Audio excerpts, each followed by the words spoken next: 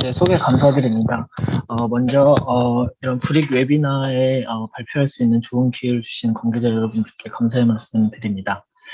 저는 전남대학교 생물재료공학 연구실에서 김장호 교수님의 지도를 받으면서 연구를 수행하고 있는 김우찬입니다.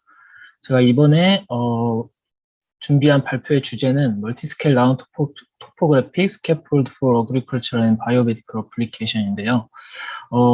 간단히 설명을 드리자면은 나노공학 기술을 이용하여서 멀티스케일 나노 구조체를 갖는 스캐폴드를 제작하고 이를 농업 분야와 그리고 바이오 메디컬 분야에 응용할 수 있는 연구를 두 가지를 소개해 드리도록 하겠습니다.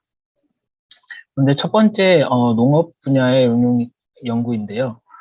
나노공학 기술인 플라즈마 에칭 기술을 이용하여서 바이오 디그레더블하고 그리고 플렉서블한 나노 기공 구조를 갖는 필름을 제작하여서 이를 식품 포장 소재로 응용하고자 하였습니다.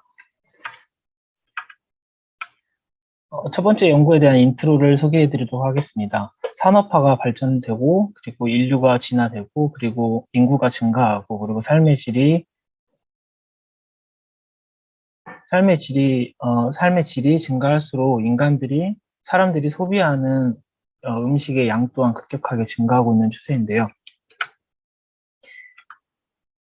이렇게 인구가 증가하면서 소비하는 음식량이 늘어날수록 전 세계에서는 한 해에 16억 톤의 버려지는 농산물이 발생되게 되고 이를 하나로 따지면은 1138조 원에 달하고 있습니다.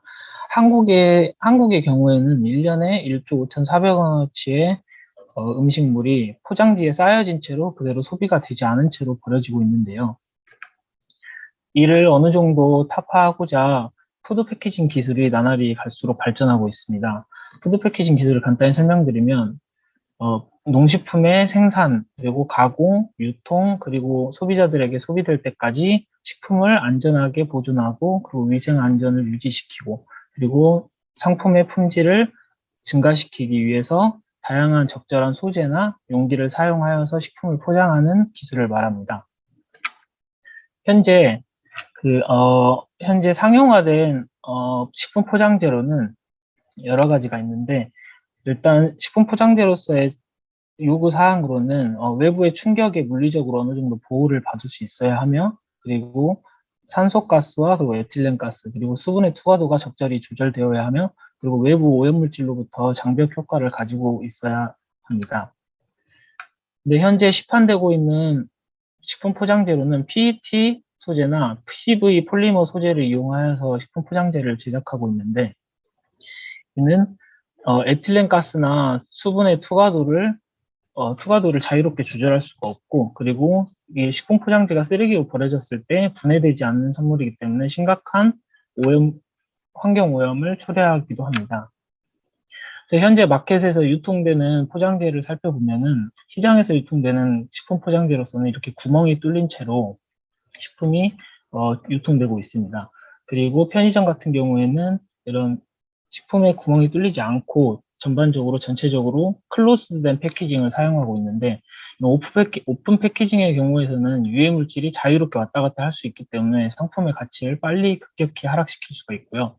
그리고 이렇게 클로즈 패키징 같은 경우에는 수분 투과도나 에틸렌가스 그리고 산소가스를 자유롭게 투과시킬 수 없기 때문에 그리고 조절에 어느 정도 제약이 걸리기 때문에 이런 곰팡이가 빨리 발생한다는 단점을 가지고 있습니다. 그래서 최근에는 이러한 식품 포장재를 좀 더 향상시키고자 다양한 나노 기술들이 적용되고 있는데요. 나노 머티리얼로는 메탈 소재나 카본 소재, 그리고 천연 소재, 그리고 이를 같이 합친 복합 소재를 이용하여서 나노 머티리얼을 코팅하는 방법이나 그리고 다양한 소재를 이용하여서 나노 구조체로 가공을 하여서 식품 포장재를 제작하거나 이렇게 제작하고 있는데요. 이렇게 제작된 식품 포장재는 자유롭게 가스나 수분 투과도를 조절할 수 있고 박테리아나 곰팡이의 출입을 억제할 수 있는데 큰 효과를 보이고 있습니다. 하지만 이런 나노 기술로 제작된 이런 식품 포장재도 어느 정도 한계점을 가지고 있는데요. 첫 번째 나노 머티리얼이나 나노 파티클을 가지고 코팅을 했을 때는 아무리 깨끗하게 씻어도 이 잔류물이 식품의 표면에 남아있게 되고 이 남아있는 잔여물이 인체에 사람이 섭취하게 된다면 인체 내 독성을 일으킬 수 있다는 단점을 가지고 있습니다. 그리고 무엇보다 표면에 코팅되기 때문에 외부 충격이나 외부 자극이 있을 경우에는 유지력이 떨어지게 되고요. 다음은 나노 컴포짓이나 나노 스트럭처로 된 필름을 식품 포장재로 운용하였을 때는 여러 가지 요소들이 복합적으로 추가되다 보니까 제작 공정에 있어서 복잡함을 가지고 있고 무엇보다 고비용이 든다는 단점을 가지고 있습니다. 그래서 저희는 이러한 문제점을 극복하고 더 효율적인 나노 구조체를 갖는 식품 포장재를 개발하기 위해서 첫 번째, 나노 식품 포장재의 기반 재료인 폴리카프로락톤이라는 합성 고분자를 사용했습니다. 이 폴리카프로락톤이라는 합성 고분자를 저희가 선정한 이유는 일단 생체에 가장 적합하고 그리고 생분해성 소재이기 때문에 이게 쓰레기로 버려졌을 시에 1, 2년 사이에 생분해되어서 환경오염 유발이 적다는 장점을 가지고 있습니다. 그리고 무엇보다 식품 포장재로서 제작되기에 메카니컬 프로퍼티를 충분히 가지고 있고요. 그리고 투과도도 우수한 것으로 확인되었습니다. 그리고 무엇보다 저비용인 장점을 가지고 있습니다. 그래서 저희는 이런 기반 재료인 PCL 폴리머를 이용하여서 용액을 제작하고 먼저 스핀 코팅이라는 공정을 통해서 평평한 플랫 필름을 제작하게 되었습니다. 그리고 두 번째는 이런 나노 구조체를 제작하기 위해서 옥시전 가스 플라즈마 서페이스 모디피케이션이라는 기술을 사용하였는데요. 먼저 플라즈마 기술을 간단히 소개시켜 드리자면은 플라즈마는 고체, 액체, 기체 다음에 제4의 물질의 상태라고 여겨지고 있고요. 기체에 고에너지나 고열이 가해지게 되면은 리액티브 된 스페시스들이 이런 그 폴리머 그 표면에 카본에 부딪히게 되면은 CO2나 H2O로 증발하게 되어서 애칭을 일으킨다는 그런 메커니즘을 갖고 있습니다. 저희는 이런 메커니즘을 기반으로 하여서 나노 기공 구조를 갖는 식품 포장재를 개발하였는데요. 앞서 설명드린 플랫필름 위에 이제 산소 플라즈마 처리를 통해서 나노 기공 구조를 갖는 애칭된 나노 기공 FMP 필름을 제작하였습니다. 제작한 조건은 다음과 같고요. 자세히 살펴보면은 어느 정도 정교하고 그리고 유니폼하게 나노 포어들이 형성된 것을 확인할 수 있었습니다. 그래서 저희는 이런 FMP 필름을 이용하여서 가장 사람들이 활발하게 섭취하고 있는 방울토마토나 귤 그리고 바나나를 이용해서 검증을 하려고 했고요. 그리고 이 검증을 통해서 곰팡이의 출입을 억제하고 그리고 수분이나 산소의 증발을 조절하고 이로 인해서 식품의 품질을 향상시킬 수 있는데 초점을 맞췄습니다. 그래서 실험군은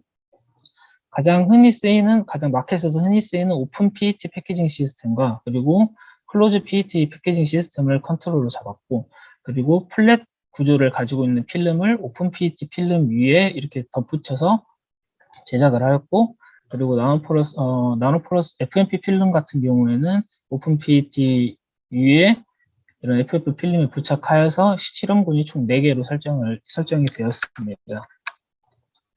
그래서 플랫한 표면과 다르게 FMP 필름에는 나노포들이 형성되는 것을 확인할 수 있었고 XPS 분석을 통해서 산소 플라즈마의 작용기들이 늘어나는 것을 확인할 수 있었습니다. 그리고 그 가시광선 이용해서 투과도를 측정하였을 때도 어느 정도 빛의 투과도를 보이는 것을 확인할 수 있었습니다. 그래서 먼저 방울토마토를 가지고 평가를 진행하였는데요. 먼저 오픈 PET나 FMP 필름 같은 경우에는 21일이 지날수록 곰팡이의 균 사체가 형성이 되지 않는 것을 확인할 수 있었지만 클로스 PET나 FMP 필름은 수분 투과도가 낮기 때문에 이런 곰팡이 균 사체가 21일이 지난 후에 형성되는 것을 확인할 수 있었습니다. 이를 수치화시켜 보았을 때 상온에서 그리고 냉장에서 분석을 해보았을 때도 마찬가지로 클로스 PET나 FF 필름 그룹 같은 경우에는 13일이 지날수록 클로스 PET 같은 경우는 100%의 곰팡이가 형성이 되었고요. 그리고 FF 필름 같은 경우는 어느 정도 20% 정도의 곰팡이 발생률을 보였습니다.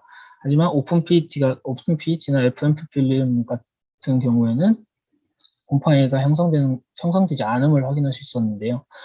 하지만 오픈 PET의 경우에는 뚫려있는 환경이기 때문에 외부의 오염물질들이 출입이 매우 자유로워서 이렇게 보관된 식품의 경우에는 상품적 가치가 없을 것이라고 판단하고 연구를 진행하였습니다. 냉장 온도에서도 마찬가지로 클로즈 pH나 FF 필름에서 곰팡이 균사체가 형성되는 것을 확인할 수 있었습니다. 그래서 이를 신선도 프레쉬 인덱스로 나타내었을 때 먼저 표면의 거칠기를 측정하고 이를 역수를 취해서 프레쉬 인덱스를 나타내었는데요. 근데 21일이 지날수록 상온이나 냉장 온도에서 FMP 필름에서 저장된 식품이 방울토마토가 좀 더 신선도를 유지하는 것을 확인할 수 있었습니다. 그 무게 상실률을 계산해 보았을 때 오픈 PET에서 무게 상실이 가장 컸고 그 다음 FMP 필름, FF 필름, 그리고 가장 무게 상실률이 적은 건 클로스 PET로 나타났습니다. 마찬가지로 냉장 온도에서도 같은 유형을 보였고요. 이는 오픈 PET에서는 뚫려있는 환경이기 때문에 수분 증발량이 매우 높고, 그리고 클로스 PET 같은 경우에는 PET 재료 자체가 수분 투과율이 매우 낮기 때문에 수분 투과가 안 돼서 무게 상실률이 비교적 적은 것을 확인할 수 있었습니다. 이를 방울토마토 과육의 단단함을 측정해 보았을 때도 창온과 냉장 온도에 마찬가지로 FMP 필름에서 단단함을 가장 크게 유지하는 것을 확인할 수 있었고, 당도 면에서는 냉장 온도에서는 그래도 비교적 초기값과 유사하게 당도를 유지하는 것을 확인할 수 있었습니다. 다음은 두 번째 과일인 귤을 가지고 실험을 진행하였는데요. 귤은 마찬가지로 클로스 PET와 FF 필름에서 썩어 들어가는 것을 확인할 수 있었습니다. 하지만 냉장 온도에서는 클로스 PET와 FF 필름 그룹에서는 모든 그룹에서 변성이 일어나지 않는 것을 확인할 수 있었는데, 이를 무게 상실률로 계산을 해보았을 때 방울토마토와 마찬가지로 오픈 PET에서 가장 큰 무게 상실률을 보였고요. 그리고 클로스 PET와 FF 필름과 FNP 필름에서 무게상실률이 어느 정도 보이는 것을 확인할 수 있습니다. 마찬가지로 클로스 PET에서는 무게상실률이 가장 적은 것을 확인할 수 있었고, 이 양상은 방울토마토의 양상과 비슷하다고 판단하였습니다. 그리고 펌리스 또한 FMF 필름에서 상온 냉장 환경에서 어느 정도 단단함을 계속 유지하는 것을 확인할 수 있었고, 당도 또한 초기값과 비슷하게 당도를 모든 그룹에서 잘 유지하고 있는 것을 확인할 수 있었습니다. 그리고 세 번째 과일인 바나나를 가지고 측정을 해보았을 때 8일이 지날수록 FMP 필름에서 외형적인 색상 변화가 없는 것을 확인할 수 있었습니다. 그리고 무게 상실률을 측정했을 때 앞서 소개드린 두 가지 과일과 마찬가지로 무게 상실률이 오픈 PET에서 가장 높고, 그리고 FMP, FF, 클로스 PET 그룹 순서대로 무게 상실률이 낮아지는 것을 확인할 수 있었습니다. 그리고 과일의 단단함도 어느 정도 FMP 필름에서 어느 정도 유지하는 것을 확인할 수 있는데, 여기서 오픈 PET에서 과일의 단단함이 가장 높게 나온 이유는 저희가 예상하는 바로는 과일의 수분 투과도가 높기 때문에 증발량이 높아서 수분이 과육에 점차 없어지기 때문에 어느 정도 단단함을 더 갖게 됐다고 예상하였습니다. 당도도 마찬가지로 모든 그룹에서 초입값과 가장 유사하게 당도를 유지하는 것을 확인할 수 있었습니다. 그래서 저희가 예상하는 메커니즘인데요. PET 필름은 FF 필름과 FMP 필름의 기반 소재인 PCL로 만들어진 소재보다 PET의 소재가 수분 투과도가 매우 적고, 그리고 산소 투과도도 매우 적기 때문에 수분이 PET 용기 내에 PET 패키징 시스템 용기 내에 수분이 매우 많이 형성되게 되고, 이로 인해서 곰팡이 균사체가 형성될 수 있는 환경을 잘 조성한다고 생각을 하였습니다. 그리고 FMP 필름과 FMP 필름을 비교했을 때 PET 필름보다는 수분 투과율이 매우 높지만, 그래도 FMP 필름이 FF 필름보다 수분 투과율이 더 높게 측정되는 것을 확인할 수 있었습니다. 있는 이제 그 산소 투과율 측정과 수분 투과율 측정에서도 유사한 양상을 보이는 것을 확인할 수 있었습니다. 종합드리자면은 저희는 플라즈마 에칭 기술을 통해서 PCR 기반 소재를 이용해서 나노 기공 구조를 갖는 식품 포장재를 개발하였고요. 그리고 방울토마토, 귤, 바나나 이 세 가지를 통해서 식품 퀄리티를 잘 유지하고 더 향상시킬 수 있다는 것을 확인하였습니다. 두 번째 연구로 넘어가도록 하겠습니다. 두 번째 연구는 바이오메디컬 어플리케이션 분야에 대한 응용인데요. 먼저 저희 반도체 공정에서 기반으로 쓰고 있는 이런 나노 구조체를 갖는 몰드를 제작하여서 소프트 리소그래피 방법과 플라즈마 에칭 기술을 이용해서 멀티 스케일의 나노 구조를 갖는 스캐폴드를 제작하고 이를 소프트 티슈와 하드 티슈의 재생에 적용하고자 한 연구입니다. 먼저 인트로를 소개해드리도록 하겠습니다. 저희 인체 내에는 다양한 장기가 존재하고요. 그 장기에는 고유의 조직들이 존재하는데 그 고유의 조직들에는 세포들이 엑스트라셀러 매트릭스라는 구조에 노출되어서 자라게 됩니다. 그 엑스트라셀러 매트릭스, 즉 ECM이 세포의 운명을 조절하는 데는 크게 바이오 피지컬 시그널과 바이오 케미컬 시그널이 존재하는데 저희는 바이오 피지컬 시그널 중에서도 이 매트릭스의 구조, 그러니까 즉 ECM의 구조를 어떻게 조절하느냐에 따라서 세포의 기능과 그리고 행동이 어떻게 달라지고 더 나아가서 조직 재생에 어떻게 영향을 끼치는지 확인하고자 하였습니다. 이건 저희가 실제 인간의 힘줄 조직을 SEM 촬영한 이미지인데요. 이런 실제로 ECM이 굉장히 얼라인되게 배열된 것을 확인할 수 있었고 열라인된 ECM 사이에서 세포들이 매우 정렬되게 자라는 것을 확인할 수 있었습니다. 저는 이러한 ECM을 모사해서 세포의 행동을 조절하고자 이제 네이티브 ECM의 상당히 미세한 얼라인된 나노 구조를 모사하여서 저희 연구실이 가지고 있는 소프트 리소그래피라는 나노 구조체 제작 기술을 이용해서 다양한 멀티 스케일의 스캐폴드를 만들고 이를 힘줄 조직 재생과 그리고 뼈 재생에 응용하고자 하였습니다. 먼저 기반 소재로는 앞서 소개드린 연구와 마찬가지로 PCL 소재를 사용하였는데요. 다시 한번 간단히 설명드리자면은 PCL은 조직 재생이나 세포에 친화적인 생체 적합한 폴리머로서 FDA에 승인받은 합성 폴리머입니다. 어떻게 제작되느냐에 따라서 틀린데 주로 1년과 2년 사이에 생분해가 된다는 특성을 가지고 있고요. 무엇보다 생체 재료로서 비용이 적게 든다는 장점을 가지고 있습니다. 이런 장점을 통해서 PCL은 장기나 조직을 대체하는 대체물이나 그리고 재생시키는 생체 재료나 다양한 이식제로서의 활용이 되어지고 있는데 이런 PCL 소재도 어느 정도 한계점을 가지고 있습니다. 무엇보다 PCL 소재는 그 물질 자체가 하이드로포빅하기 때문에 세포의 부착을 저해시키고 더 나아가서 세포의 증식을 저해시키고 그리고 세포의 분화까지 저해시키는 이런 한계점을 가지고 있습니다. 그래서 저희는 이러한 PCL 소재의 기존의 한계점을 극복하고자 ECM의 미세 나노 구조를 모사하는 나노 제작 기술을 이용하여서 ECM의 얼라인된 나노 구조체를 제작하였고요.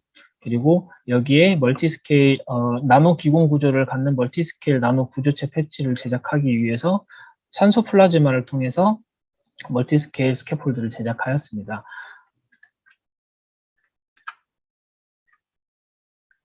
먼저 아까 보여드린 사진과 유사하게 SEM 촬영을 통해서 제작된 나노 스캐폴드가 ECM 구조와 비슷하게 형성되는 것을 확인할 수 있었고 크로스 섹션 또한 유사하게 형성된 것을 확인할 수 있었습니다. 그래서 먼저 이렇게 나노 구조체를 제작하였고 그래서 세포가 이 위에서 어떻게 모양이 변하고 운두일링 효과를 나타내는지 먼저 초기 연구를 진행하였는데요.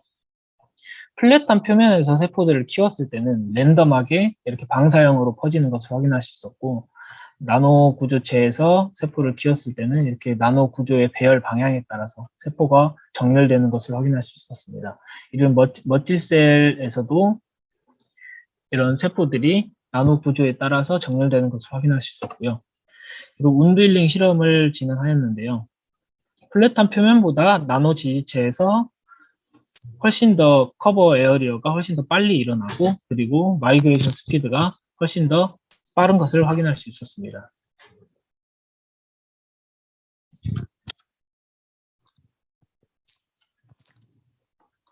나노 구조체에 먼저 선행 연구를 진행해서 세포에 영향을 끼치는 것을 확인할 수 있었고, 저희는 좀 더 나노 구조체를 좀 더 PCL의 하이드로포빅한 성질의 나노 구조체의 그 한계를 극복하고자 친수성을 부여하기 위해서 산소 플라즈마 처리를 진행하기 전에 먼저 질소 플라즈마 처리를 통해서 사전 연구를 진행하였습니다. 마찬가지로 이런 플랫한 PCL 패치를 제작하고, 그리고 나노 구조체를 가는 PDMS 몰드를 열과 압력을 이용하여서 정렬된 나노 구조체 지체를 제작하였습니다. 이 위에 질소 플라즈마 처리를 통해서 FN 패치를 제작하였는데요. 산소 플라즈마와는 다르게 질소 플라즈마가 30분 동안 처리됐을 때는 표면에 멀티스케일 구조를 형성하지 않는 것을 확인할 수 있었고, 초기 나노 지지체와 마찬가지로 30분 처리됐을 때 그냥 정렬된 방향이 변형 없이 잘 형성된 것을 확인할 수 있었습니다. XPS 분석을 통해서 질소 관련 작용기들이 드러난 것을 확인할 수 있었고, 컨택 앵글 측정을 통해 어느 정도 친수성을 확보할 수 있는 것을 확인할 수 있었습니다. 그리고 컨택 앵글 리커버리를 측정하였을 때도 6일이 지나도 어느 정도 친숙성을 확보할 수 있는 것을 확인할 수 있었습니다. 또 세포의 접착과 증식을 측정해 보았을 때 질소 플라즈마를 30분 처리했을 때 접착에는 큰 차이가 없었고, 5일 동안 세포를 배양하였을 때 30분에서 증식이 가장 크게 증가하는 것을 확인할 수 있었습니다. 하지만 오스테오제닉 미네랄라이제이션 디퍼렌시에이션을 진행하였을 때 어느 정도 초기에 그 플라즈마 처리를 하지 않은 나노 지지체와 유사하게 오스테오제닉 미네랄리제이션이 진행된 것을 확인함에 따라서 이 질소 플라즈마 처리된 스캐폴드에서는 오스테오제닉 미네랄리제이션이 향상되지 않는다는 것을 확인할 수 있었습니다. 그래서 저희는 이렇게 질소 플라즈마 처리를 통해서 어느 정도 조건을 잡았고, 더 스캐폴드를 더 향상시키고자 산소 플라즈마 처리를 적용하였습니다. 이게 산소 플라즈마 처리를 통해서 기공을 갖는 멀티스케일 구조를 제작을 하였고요. 산소 플라즈마를 처리 시간에 따라서 20분 처리를 했을 때 어느 정도 기공이 형성되는 것을 확인할 수 있었고, 30분이 되었을 때는 확연하게 멀티스케일 구조를 갖는 것을 확인할 수 있었습니다. 이는 확대된 이미지고요. 어느 정도 정교하게 나노 기공들이 형성되는 것을 확인할 수 있었고, 기존에 제작된 얼라인된 나노 구조체가 무너지지 않는 것을 확인할 수 있었습니다. 산소 플라즈마 처리를 통해서 이제 XPS 분석을 해보았을 때 산소 관련 작용기들이 늘어난 것을 확인할 수 있었고, 질소 플라즈마와 마찬가지로 산소 플라즈마 30분 처리했을 때 워터 컨택 앵글이 매우 친수성으로 바뀌는 것을 확인할 수 있었습니다. 그리고 컨택 앵글 리커버리에서도 6일이 지나도 어느 정도 친수성을 확보하고 있는 것을 확인할 수 있었습니다. 그 다음에 이제 저희는 질소 플라즈마와 산소 플라즈마 처리를 통해서 비교 실험을 진행하였는데요.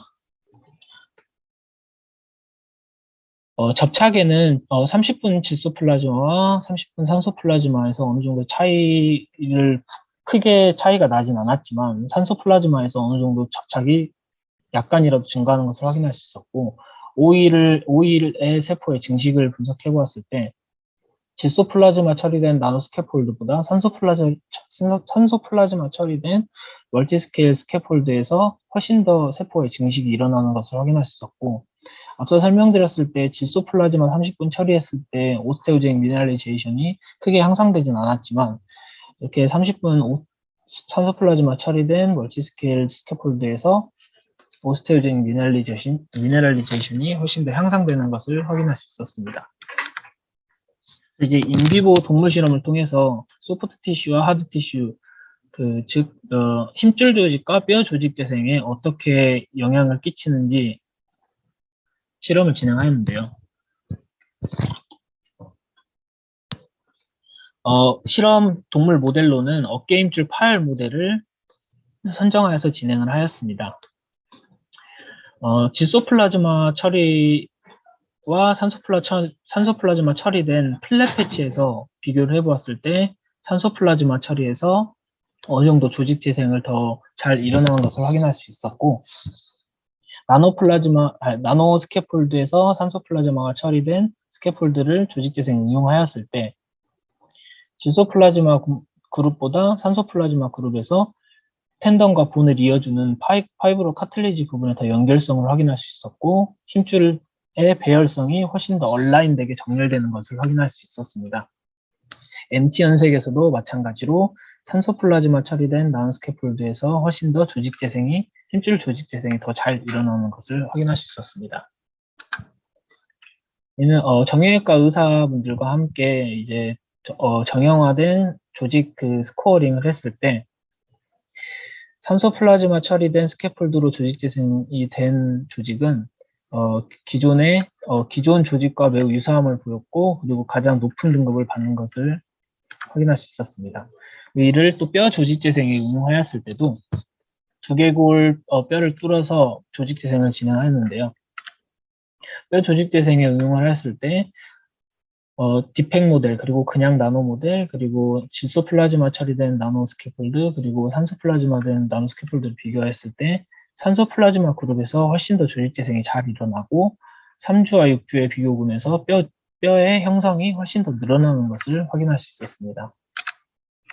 마찬가지로 본 볼륨과 본 에어리어를 수치화시켰을 때 산소 플라즈마 그룹에서 훨씬 더 조직 재생을 향상된다는 결과를 분석하였습니다. 네, 결론입니다. 저희 연구실이 가지고 있는 소프트 리소그래피를 이용해서 나노 구조체를 제작하고, 그리고 멀티스케일 나노 구조체를 제작하기 위해서 산소 플라즈마 처리를 통해서 멀티스케일 구조 스캐폴드를 제작하였습니다. 이를 힘줄 조직과 뼈 조직 재생에 응용하였을 때 조직 재생을 훨씬 더 향상시킨다는 그런 결과를 확인할 수 있었습니다. 저희 좋은 연구를 하게 도와주신 저희 지도 교수님 김정환 교수님과 저희 연구실 멤버들에게 감사의 말씀 전하며 발표 마치도록 하겠습니다. 경청해 주셔서 감사합니다.